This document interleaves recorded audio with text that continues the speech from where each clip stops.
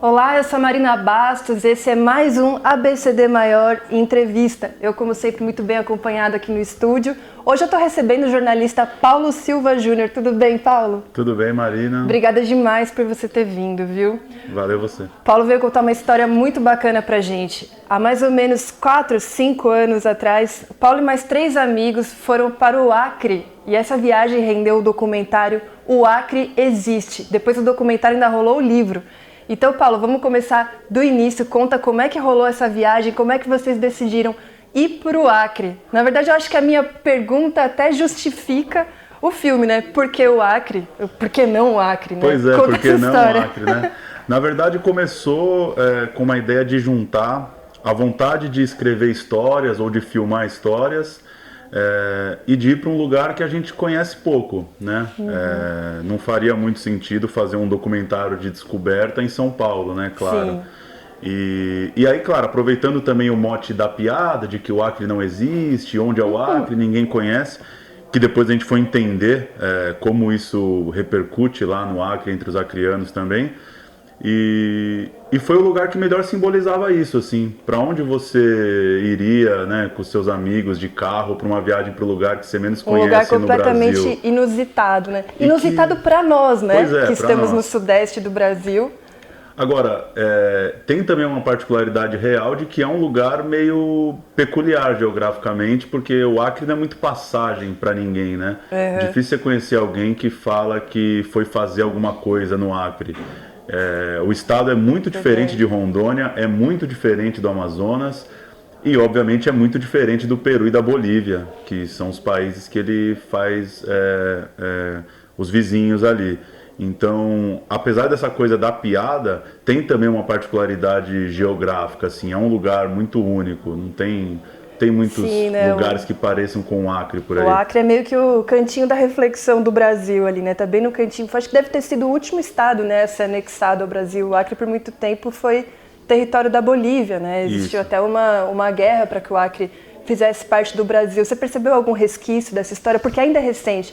Foi o quê? 1903 que o Acre foi anexado ao Brasil, né? Total. O acreano tem um sentimento de pertencimento muito forte por causa disso. Muito mesmo, assim.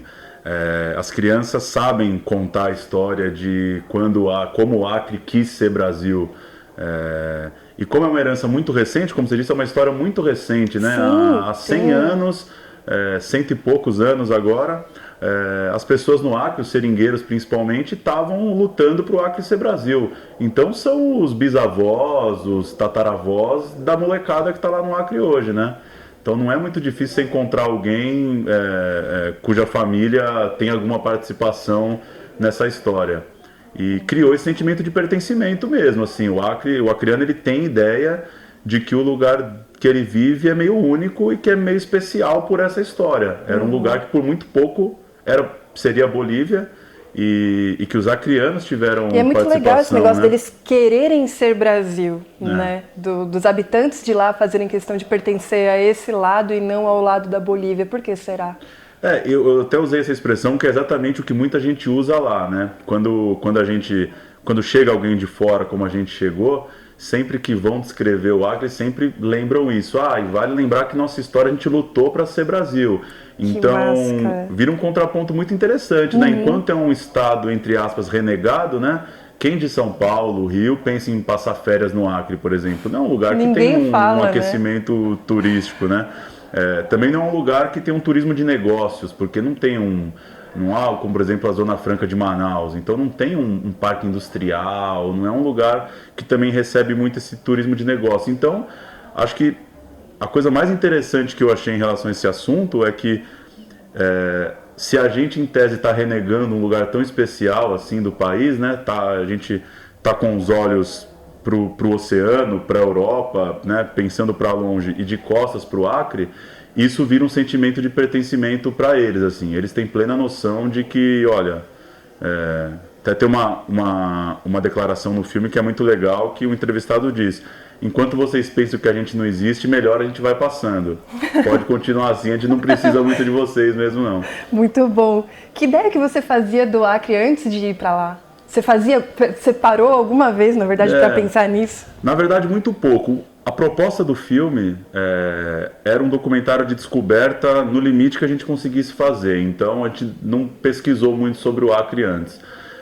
Tem alguns assuntos centrais, essa história da guerra, da divisão com a Bolívia, a chegada dos haitianos, né? O Acre acabou se tornando um lugar de recebimento de imigrantes, porque eles não são recebidos na Bolívia e no Peru, eles são despachados literalmente para o Acre.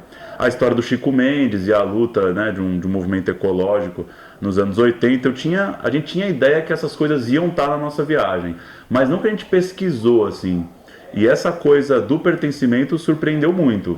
Eu não tinha ideia de que as pessoas iam ter tanto orgulho em falar do Acre para alguém de fora. Isso existe em qualquer lugar? Existe, claro, mas pela particularidade de ser um lugar, entre aspas, isolado, na hora que você vai discutir Brasil, a Amazônia como um todo, né? Às vezes fica muito fora, infelizmente, de uma discussão de Brasil, né? A coisa que mais me chamou a atenção foi isso, assim, eles sabem muito bem onde eles vivem.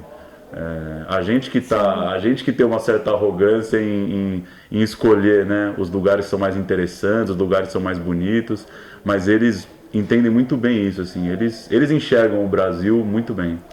Então eu queria que você falasse um pouco sobre os aspectos culturais que você viu lá. Um lado espiritual muito forte, né, uma cultura muito ligada à natureza. Como é que você viu isso lá? Essa coisa, tem uma mistura muito grande, a imigração, os nordestinos que chegaram no Acre faz muito pouco tempo também, né? O segundo ciclo da borracha é na Segunda Guerra Mundial, então a maioria das pessoas que você conversa ou são nordestinos, ou o pai é cearense, ou o avô é cearense, né? Então é um lugar que tem essa relação muito forte entre o nordestino e o indígena. E as cidades que vão se formando, claro que o Acre é um lugar super urbanizado, tem problemas urbanos, tem violência urbana, a cidade de Rio Branco, por exemplo, é uma capital, não deixa de ter todos esses problemas, mas ela tem uma relação com a natureza muito grande, claro, nos limites a gente está falando de Brasil, então o rio corta a cidade, isso é lindo, mas claro que o rio tem problema de poluição também, então não estou aqui pintando uma sétima maravilha do mundo, mas tem essa relação com a natureza muito forte, acho que por essa coisa do índio muito presente, né? Tem municípios do Acre que você ainda só chega de barco, então tem toda uma relação com a água, com os índios. Nesse lado espiritual, tem a cultura da ayahuasca muito forte, então as pessoas, mesmo quem vive na cidade, tem essa herança dos ensinamentos indígenas, as pessoas sabem, pra gente é um choque muito grande, né? Chegar do estado de São Paulo lá, sim, e qualquer pessoa que você encontra sabe andar no mato, sabe achar um remédio no quintal, né? Coisas que pra gente ficaram um pouco perdidas. Mas acho que é isso, ele consegue ter uma urbanização, mas consegue manter isso, com todos os problemas que isso traz, claro, mas consegue manter. Você vê a presença do índio, do camponês ainda muito forte, assim. Foram 50 dias viajando por lá? A gente foi no meio de dezembro, a nossa ideia era ser um final de ano, assim, para conseguir ajeitar a agenda de todo mundo, e voltou, já era fevereiro, então deu quase 2 meses. E o documentário é todo constituído por depoimentos, né? Como é que qual foi o critério para escolher de quem colher esses depoimentos? Vocês iam vendo as pessoas que vocês cruzavam, ou existia algum tipo de seleção entre vocês para ver quem é que fazia parte do documentário de modo a representar bem aquele lugar? Não teve seleção alguma. O que é bom e ruim, né? A gente, para mim, o maior mérito do filme é até o que um crítico, um colunista escreveu no dia seguinte à estreia lá, que o que ele mais gostou é que o filme mostra um Acre não oficial, e isso é raro. Está falando de um estado muito pequeno, um estado de 700 mil habitantes, que as pessoas estão acostumadas a ver, seja em propagandas do governo ou na televisão, em jornalismo da televisão. Então, mostrar um Acre não oficial foi legal. Quem vai contar a história de como o Acre virou um estado brasileiro é um professor do interior que a gente encontrou na casa dele. Então não vai lá na Secretaria de Turismo entender como o Acre virou Acre. Então foi muito na informalidade, foi muito orgânico, foi em mesa de bar, em indicação, chegar numa cidade 8 horas da manhã, ir numa padaria e falar, vocês indicam alguém para contar alguma coisa aqui da cidade? E bater na porta, e foi isso. Te diria que, sei lá, 95% dos papos foram totalmente nesse risco. Quantas assim. pessoas foram entrevistadas? Você tem esse número que fazem parte do documentário? A gente tem 50 horas de material. Eu chuto que mais de 30 pessoas, pelo menos, foram. Foi bastante gente. E o legal é que, assim, tá todo mundo no filme. Então, vocês não dispensaram nenhum não teve esse critério, assim. Claro, você tá no risco. Tem gente que a gente pensou que, pô, essa pessoa vai render um papo legal e não rendeu. Acontece, normal. Mas ela tá lá, seja contando uma coisinha, cantando uma música, contando uma história da família dela. A gente... talvez a única coisa talvez que a gente pensou mesmo de fato que tinha que estar no filme era ele passar essa ideia da descoberta e no ritmo que as coisas aconteciam. Então, se uma pessoa ficou falando 1 hora sem parar com a gente, essa pessoa tinha que transmitir isso no filme, ser uma pessoa que fala bastante. Se a pessoa conta histórias curtas, ela está contando histórias curtas no filme. Então, acho que a gente conseguiu... Vocês tomaram esse cuidado na hora da edição, de manter a identidade das pessoas, do modo como vocês encontraram. Pois é, consegui ser o mais fiel à viagem. Então tem gente, por exemplo, que fala, pô, o filme é um pouco denso, ele tem 2 horas, mas a viagem foi densa, né? Quando você se propõe a ficar 50 dias conversando com pessoas, tem uma densidade nisso. Não é uma passada de um final de semana, né? Com certeza. Então acho que a gente tentou... passar esse clima de um convívio orgânico mesmo. E o documentário foi feito de forma coletiva, né? Você e mais três amigos, 3 cineastas.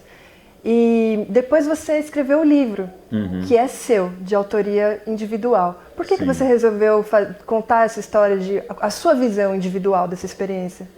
Na verdade, eu fui ter a ideia do livro quando a gente começou a montar o filme. A gente começou a organizar o material e assistindo as entrevistas, como eu não editei o filme tecnicamente, não era eu a pessoa que fazia isso, eu comecei a sentir que tem muita coisa legal, muita entrevista legal que não vai caber no filme, obviamente, então valeria um segundo material. E comecei a escrever. Então tinha lá um personagem que eu sabia que ele ia entrar 3 minutos no filme, mas que ele dava respostas ótimas e contava histórias ótimas e que valeria eu parar para escrevê-las. Então, o livro não é inspirado no filme, eles foram feitos exatamente ao mesmo tempo e foram lançados no mesmo tempo. Na noite que a gente estreou o filme lá em Rio Branco, foi a primeira pessoa que comprou um livro, foi na noite que estreou o filme. Então, claro, tem suas particularidades pela natureza do que a gente está fazendo, né? O filme... muita cor, muito musical, né? O filme tem muito essa coisa da música.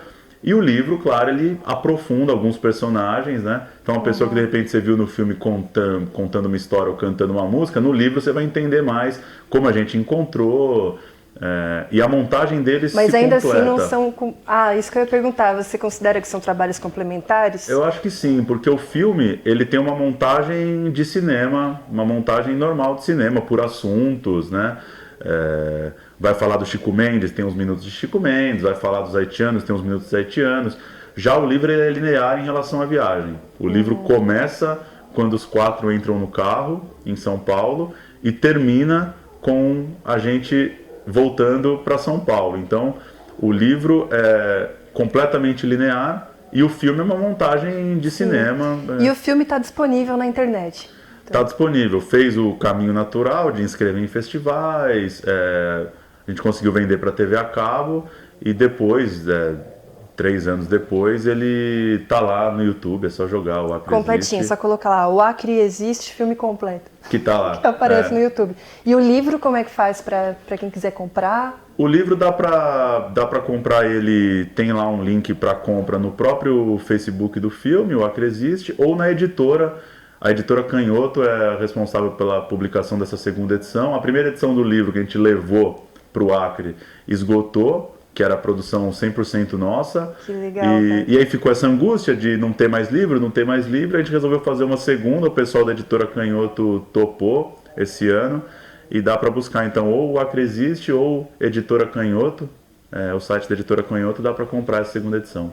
Muito legal. Paulo, obrigada, viu? Obrigada por ter vindo, Valeu. Parabéns pela iniciativa.